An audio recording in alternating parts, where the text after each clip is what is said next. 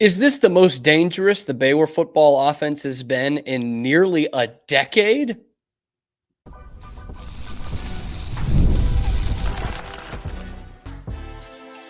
You are Locked On Baylor, your daily podcast on the Baylor Bears. Part of the Locked On Podcast Network, your team every day. Welcome in to another episode of Locked On Baylor, brought to you by FanDuel and part of the Locked On Podcast Network, where it is your team every day. I'm your host, Cam Stewart of ESPN Central Texas and The Cam Show on YouTube. And joining me today from hashtag Team Tegna is Sydney Wicker from Channel 6, KCEN in Waco, Greater Waco. So you can see her covering all the Baylor sporting events. And Sydney, before we get into this, you're fairly new to Waco, but you've done your research. We went over, like you've been taking notes. You were caught up with this team. Just tell me what your first month has been like in Waco and covering the Bears. It's honestly been really fun. I went to my first Bears game over the weekend, watching them, take on Oklahoma State. And a lot of people were talking about how the BYU crowd was pretty non-existent for Baylor there. But I gotta say, homecoming game, they showed out. It was great. The energy in that stadium was awesome. After covering the SEC for a couple years, I kind of know what to expect when it goes into big games, but it was fun to see a good atmosphere in there, and the team really seemed to feed off of that. So far Waco's been good to me. I can't complain. It's been a good start, and I'm excited, and I kind of feel like I'm getting here at the right time, finding out who this new team is. Yeah, certainly that half the stadium was great on Saturday. It's going to be electric, I think, this upcoming Saturday night game, taking on TCU. And in your short time here, you have gotten to know Dave Aranda a little bit. And obviously you'd heard of him before and his antics, so to speak, or really lack thereof. It's because he's has such a calm demeanor. Yeah. And when you came in here, a couple of weeks ago, it was like for sale signs on the front lawn for a ton of Baylor fans. And there was still that kind of gleam of, if they get to a bowl game, this thing is turned around. It didn't look great at 2-4. Now it's 4-4. And it feels like Dave Aranda is keeping his job alive here at Baylor. And more importantly, you're seeing a change in him. Like, you're seeing the fun kind of come back to this locker room. So much so that Dave was out here just cracking jokes in the Saturday post-game press conference. How much fun was this? And do you feel like you guys are cool enough to hang out with now? I don't know. I've never been called cool. And so it's probably part of the problem. So, Sydney, already a very new Dave Aranda for you. You were in that post-game press conference. How cool is that from seeing what you saw before and how really dreary it could be in those press conferences to see a more energetic and at least smiling Dave Aranda? Yeah, you can hear the laughter in the background of that. The place went nuts. It went nuts. We were all kind of shocked, but enjoying this lighter side to him, and you could feel the sigh of relief in that moment alone. But it's funny though, he's talking about how he's never been called a cool guy. You usually think of head coaches and people along this trajectory, they're cool. That's a cool job. That's something to that's cool energy. And you think about recruits coming in, you want to play for a cool coach. That's why Deion Sanders has had the popularity he's had, because he's a cool guy. This guy's dancing, he's doing all kinds of stuff. That's cool. But this cool new energy that we're seeing from this Baylor team, that is what's really cool. And I think that's what's making him feel relaxed. He talked Monday about how this team just came into the locker room with a different feeling. You can feel that the weight has been lifted off and that this team just wants to enjoy playing together. And when we were talking to them, we asked, what was that shift? How did this team become cool or start having fun? And he said that when they came back from the Iowa State game, these kids were hanging their heads, they were sad, and they had to hear all the other students on campus talk about how this team is not good. And they took that personally. And they said, we don't want to be this team, and we don't want to be remembered this way. So what are we going to do about it? Well, how about we go on the road and we beat Texas Tech pretty single-handedly? And then Come home, give them a show. It's homecoming. You got the alums in the house. Let's do it again. And that's exactly what they did. And you can see they're actually having fun. These guys are smiling after big plays. They're happy to be there. By the way, even when I was like calling for Dave Aranda's job a little bit, I still wouldn't have never bought the fact that he was never cool. Okay. Yeah. Like Dave, he's got that, like the surfer mentality a little bit. He California, always great tan. Like, and he's very, very cool. Like in the other sense of the word. Right. So I don't buy that. I don't know if I buy that he was not cool ever. And now it's certainly easier to be cool. And I like what you said there about like the Iowa State game being a turning point, because it didn't feel like a turning point at the time. You're 2-4. You're heading into the bye week. You're coming out of the bye week, going on the road, facing a team that's tied atop the Big 12 standings. It felt like there was maybe something for this team to achieve down the road. It did not feel like it was going to come when it came against Tech and coming off that 2-4 record. And it just felt the way that thing snowballed against Iowa State. It felt like, oh boy. Like here we go again. Like it's great. Yeah. The personnel seems a little bit better. Oh, they're fighting, but they're not winning. And now at 4-4, the mood and the atmosphere in the media room, in the stands, on podcasts like these, they have completely changed. And it feels like Baylor is playing with house money a little bit at this point. Yeah. I think you can tell Baylor they want to achieve that bowl game. Like, we're not talking about a team that's going to be competing for a national championship this season. We're talking about a team. I mean, that would take a lot. That would take a lot. Like a 64-team playoff, I would feel good about Baylor's chances of getting it. If they do, I will literally buy your plane ticket, Cam. Okay, that's on record. We have that recorded, Sydney. We have that recorded. But I think this team, it's more about the legacy they want to leave behind and what's important about this season. What can we accomplish with what's left?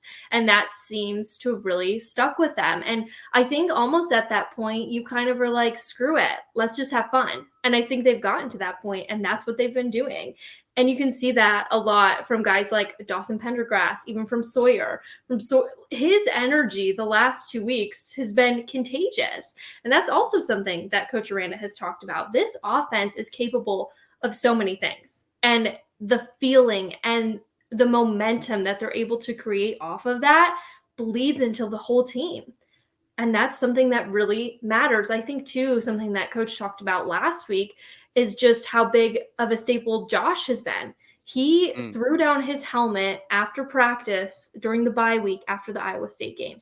And he was so mad. And Josh is not a guy who shows big emotion. And when he did that, the whole team felt that. So for one player to be able to create that kind of magnitude for this team to see, and then he goes out and has the game that he has against Texas Tech, and then he's a little more quiet in this last game against Oklahoma State, but it gives the other guys like, yes, it shows how, one, the depth of this team and the offense, but you can see the energy that they're all feeding off of each other. If it's not you this week, then it's me. If it's not me, then it's you. They're able to share the love, and I think that's really important. Hey, we want to see you out there at McLean Stadium Saturday wearing black for this game against TCU. The way that you get tickets is through Gametime. It's my favorite place to go. I love getting in the app and toggling the all-in pricing tool. So that price you see is the price you are going to pay. No surprise fees when you go to checkout. Plus, you get the view from your seats before you even hit purchase. And it's got the lowest price guarantee, where Gametime is going to credit you 110% of the difference. And that purchase is covered with the most flexible customer service policy in the ticketing industry. So take the guesswork out of buying tickets with Gametime picks. Download the Gametime app, create an account, use the code LOCKEDONCollege for $20 off your first purchase. Terms do apply. Again, create an account, redeem the code LOCKEDONCollege, locked on COLLEGE for $20 off. Download Gametime today. What time is it?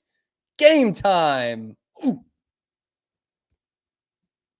One of the reasons I said like this offense is sustainable is A, you've got the quarterback. You figured out you've got your guy at quarterback.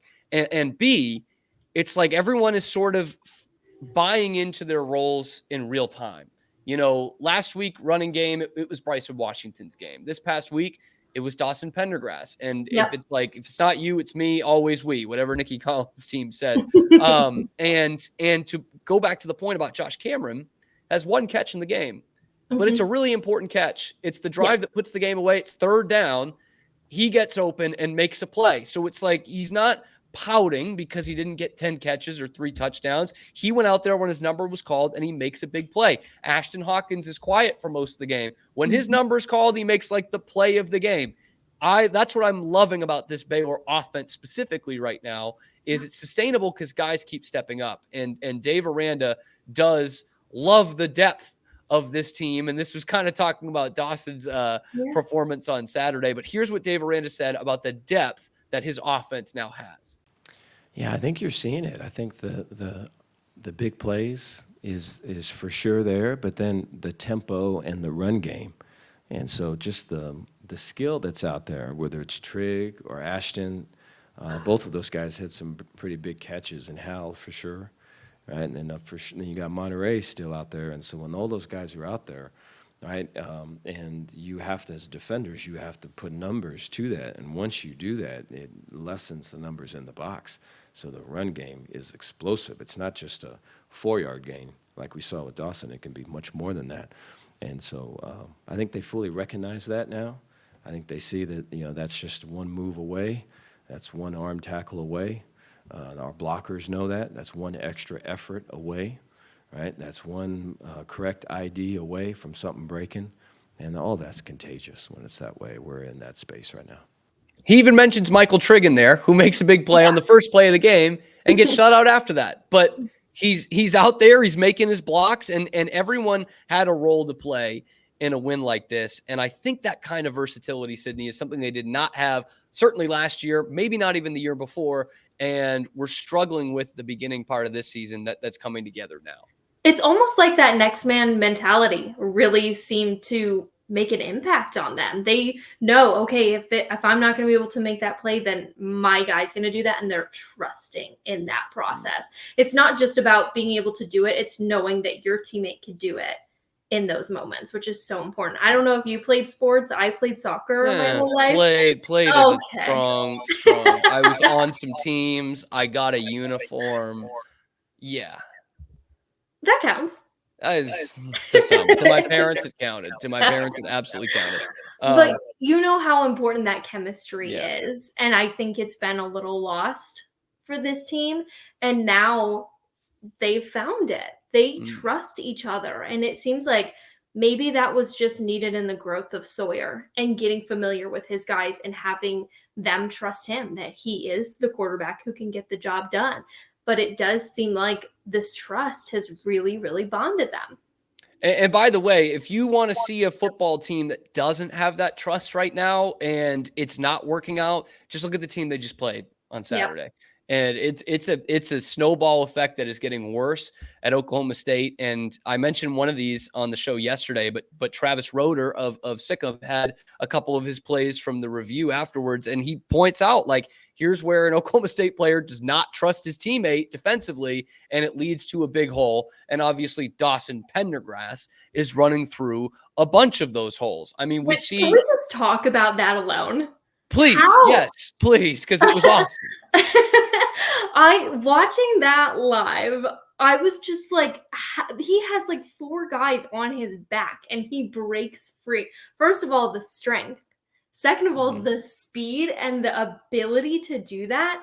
Insane. I mean, Coach Aranda also talked about, he was like, last year we did like a speed test to see like who was the fastest guy. And he was like, you won't believe it, but it's Dawson. And he was like, I literally had to prove my work to show that. So Dawson's one of those sneaky guys who you just like, he will surprise you.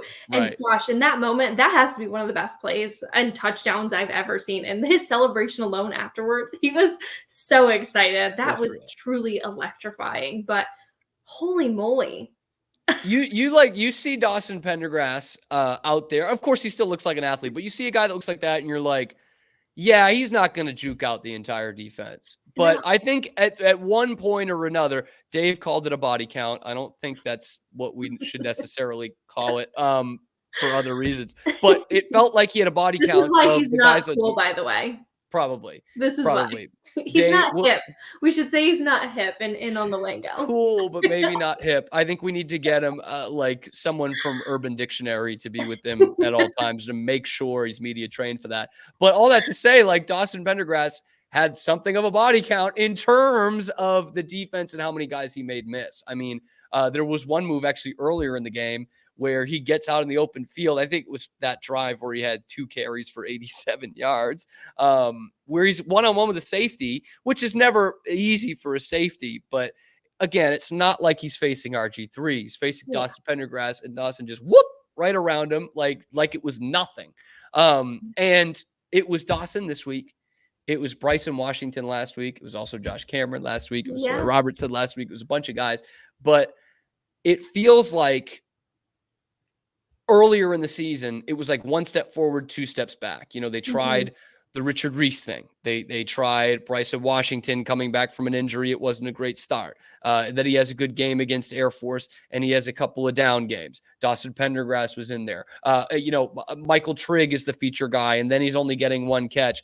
And now it's just very evenly spread out, which does remind me of this TCU team that they're facing this week, which we'll get to in a minute about TCU. But it feels like they are as versatile on offense as they have been in years. And you talked about Sawyer Robertson and the way they rallied around him earlier.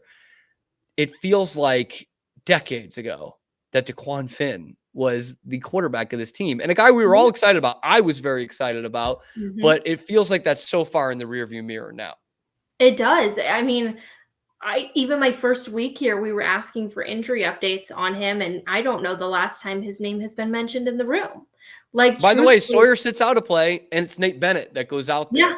I think that's really telling. Maybe not even from a bad standpoint, but it's Nate Bennett that goes out there for that one play. Yeah. Which, by the way, did you hear Sawyer talk about that?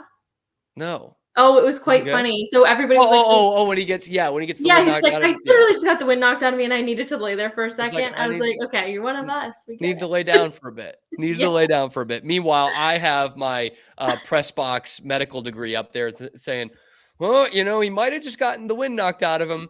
And then his head like snaps back on that tackle. I'm like, oh no. But it was only one play. And that was like a huge, huge exhale that we kind of forget about from this game. If Sawyer Robertson goes down, the rest of this season has a very different outlook for everyone involved, not the least of which being cool Dave Aranda. Especially with how long it's taken to get comfortable with Sawyer. You're looking at teams who are established like TCU, who are on this hot streak. And the Big 12 schedule that they have to finish out, it's not weak. You have some tough games that you have to play, especially when Dave Aranda has never beat TCU in his coaching career while he's been with Baylor. That's right.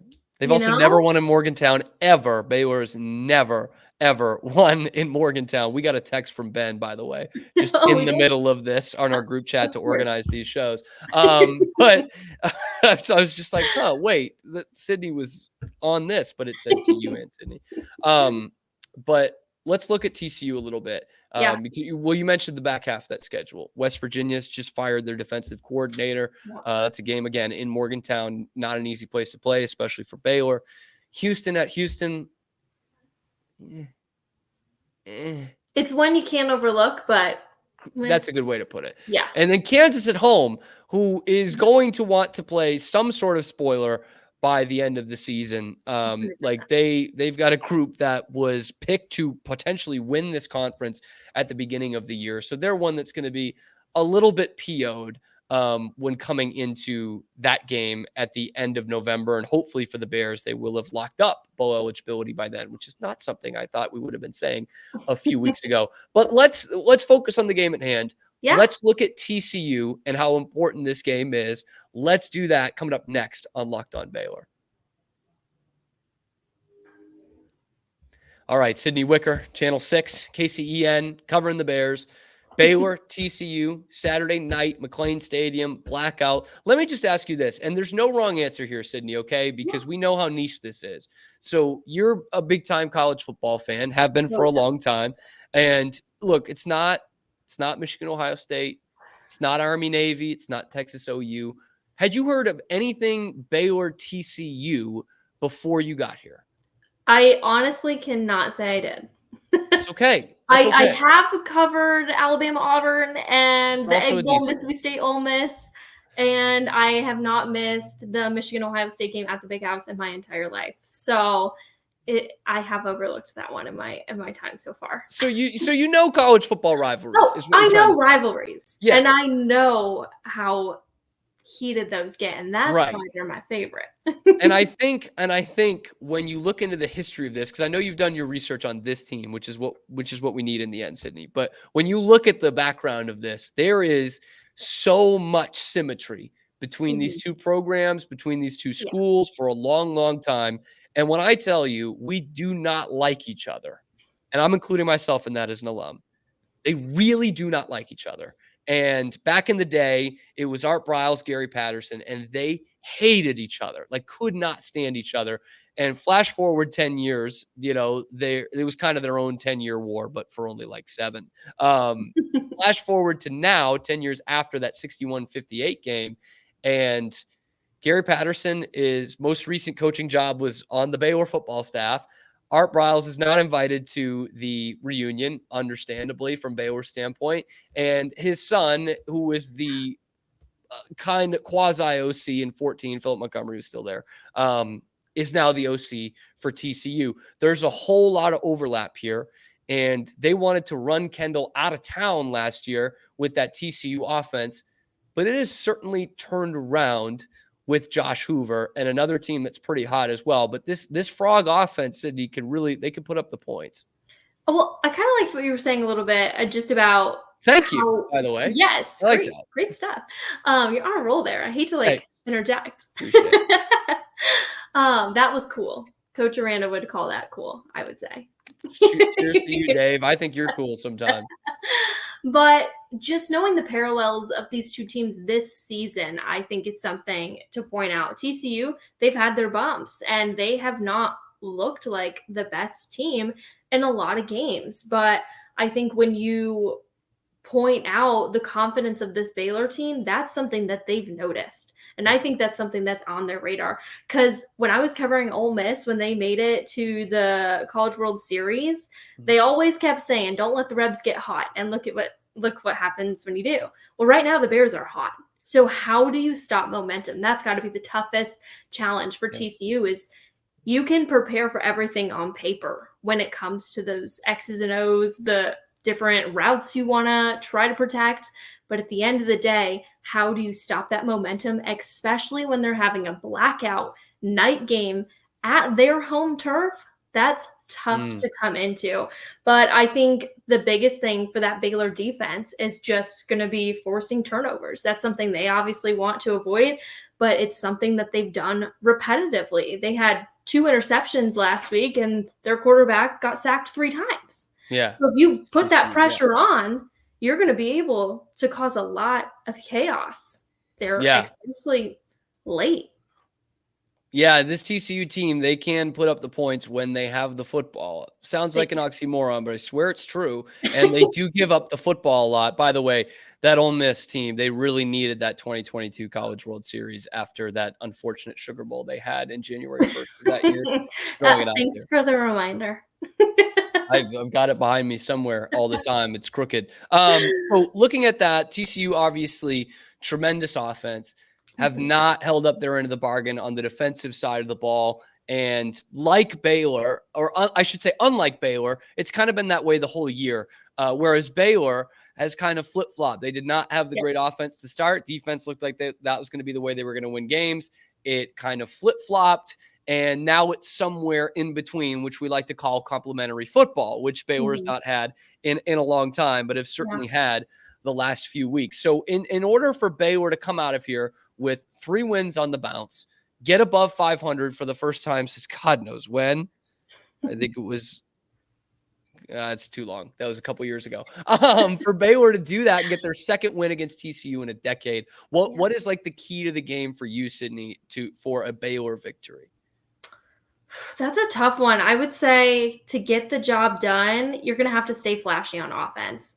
Be willing to chuck it down the field. Like literally be willing to throw it all out there to get this win, because you know TCU is going to come in tough. Sonny Dykes, he knows what he's doing. He's been around for a while. He knows exactly what he's getting into. And he's a guy who has experience under coaches like Mike Leach, who prep you for everything. So knowing that mindset is so important. And for Dave Aranda, with his hands already being full of trying to balance calling defensive plays, you have to kind of rely on your offense to get the job done. So for Sawyer, I think it's just going to be create those big plays, exhaust their defense, and throw it down the field big time. And it is worth noting here, I'm going to talk with Steven Simcox about this from Locked On Horned Frogs when we do our crossover. But Sonny Dykes was also in a tough position a few weeks ago, especially after that loss to SMU. It looked like both these teams were going to be looking. Have had so many common grounds this season alone. Yes. Again, man, it is a rivalry of symmetry. But it's worth noting that, because now TCU's 5-3. They're on a little bit of a roll. They beat Utah and Tech back to back. Baylor now at 4-4. They've won a couple in a row. And it's worth noting that both these programs were ready, or fan bases were ready to fire their head coach just a few weeks ago. And so that puts a lot on this game. It's not going to really make or break either team's season, but TCU's one win away from bowl eligibility. Yeah. That covers up a lot after not making a bowl game last year. And Baylor is in danger, if they lose, of having their backs up against the wall truly for that 6-6 record. And that's what's going to make this game really fun. I think there's going to be a great atmosphere. But it's almost, not the best kind of rivalry game. That would be Michigan, Ohio State. Winner goes to the playoff in all likelihood. Yeah. But two teams who are not competing for a championship, this game's going to mean a lot. That's a senior class at TCU that's looking to go 4-0 against Baylor, which the Bears really should not let happen. Anyway, Sydney Wicker, Channel 6. Sydney, where can everyone find your work? Go plug away. Yeah, probably just on Twitter, Instagram, Facebook, probably Twitter or Facebook, the best, but just Sydney_Wicker. Yeah, I try to keep my content pretty fresh on there. It's been fun covering Baylor so far. Social media is so hard. I don't know if it's hard for you now, but it's just an extra job on top of everything else that we already do. That is true. Yes. Whether it's hard or not, it is absolutely an extra job. But So you can find Sydney there at Sydney_Wicker. You can find us at Locked On Baylor. Thank you so much for making it your first listen today and every day. Sydney, thank you so much for joining the show of what will be a recurring role on the show. I hope I'm not letting a cat out of the bag there, but a recurring role. Your way. Whether it's you or Ben Peck off the bench, we'll make it happen. But appreciate you coming on. Appreciate all you for making it, again, your first listen today and every day. Be sure to like and subscribe. We're getting real close to that 3,000 subscriber mark, which we have been shooting for all season, really, really close, by the way. And be sure, again, to follow us on Twitter. Ring that notification bell to get notified every time we're dropping a video here on YouTube or wherever you get your podcast. We are getting you ready for Baylor TCU, the rivalry. We'll see you tomorrow on your favorite show, Locked On Baylor.